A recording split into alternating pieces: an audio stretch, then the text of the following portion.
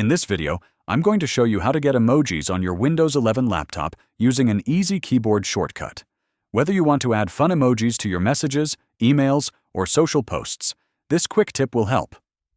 First, place your cursor where you want to insert an emoji. This could be in a chat, document, or email. Now, press the Windows key plus period, or Windows key plus semicolon on your keyboard.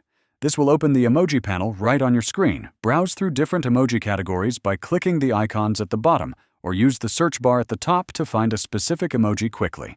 Just click any emoji you want, and it will be inserted where your cursor is. You can also use the panel to add GIFs, Emoji, and symbols easily. Once you're done, simply click outside the panel or press the ESC key to close it. That's it! Now you know the fastest way to access emojis on your Windows 11 laptop with just a simple keyboard shortcut. If this video helped you, please like and subscribe to the channel for more easy computer tips and tricks.